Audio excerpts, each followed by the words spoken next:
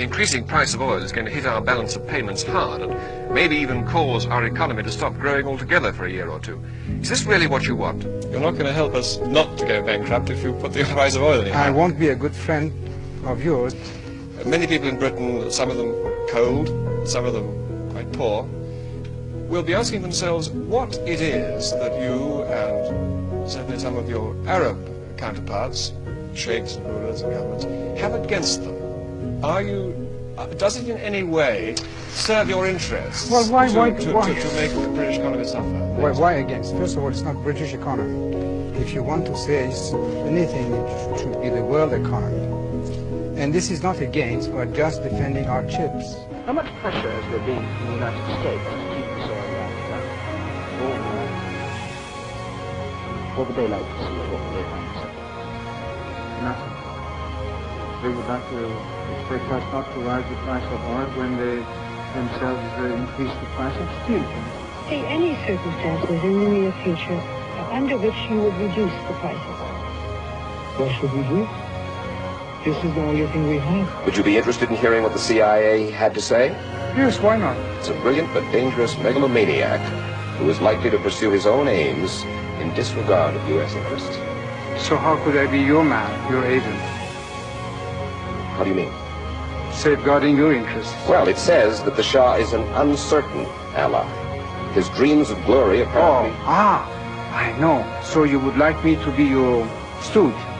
Candidly, Your Majesty, is there no element, not of revenge, because that is not a noble impulse, but at least some element of satisfaction in seeing the giants of the West in some disarray? Well, no, because their disarray is, I think, needs a restructure of their society.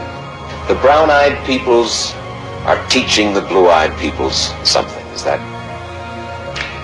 Well, no, we are not teaching something. The blue-eyed people have to wake up. Wake up to? From their complacency for this torpor in which they put themselves by taking maybe too many sleeping pills. Is it not the high price of oil, that noble petroleum the Shah likes to talk about, that is at the root of the world's economic chaos? Not true. Because according to the same statistics, the price of oil has been responsible in the United States for 0.5% of your inflation, and in the countries of Europe for 2%. You go up, we go up. You go down, we go down. But with the state of your economy and the present trend of things, I do not see it, especially that we noticed last year you had in Europe an average inflation of 14.5%, but you sold your goods to us at 35% more price. So you are not really losing by inflation.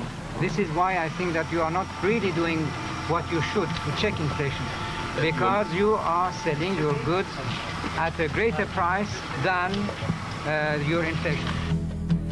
You and the Americans are feeding the world with your wheat, and all of a sudden your wheat that was sold for $60 a few years ago, you sold it for $245 last year or the year before. I have already answered to these questions by saying that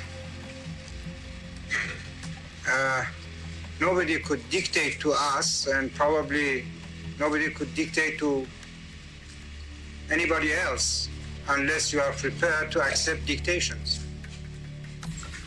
First of all, we have got to once again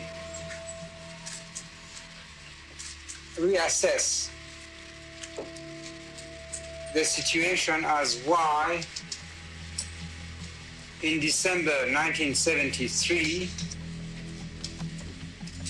we have reached a certain price for oil. And we, as a moderator, as we always are, proposed $7 the barrel for light Arabian crude. Why $7? this was corresponding to any other source of energy which could replace oil in its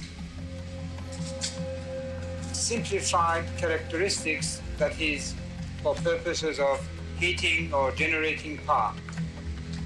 I'm not mentioning the 70,000 derivatives that you can derive from oil and gas.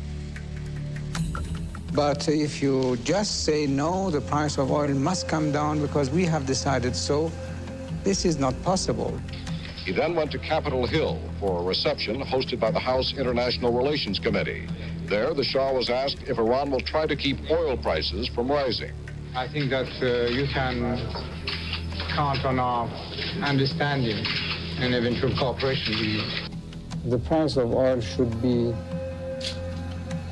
equal to the price of other sources of energy which are exploited or which will be exploited, because otherwise the world will continue to base its energy on oil and do nothing about developing other resources. And in, say, 25, 30 years' time, that source of energy will be depleted and finished, and then we shall face a terrible crisis.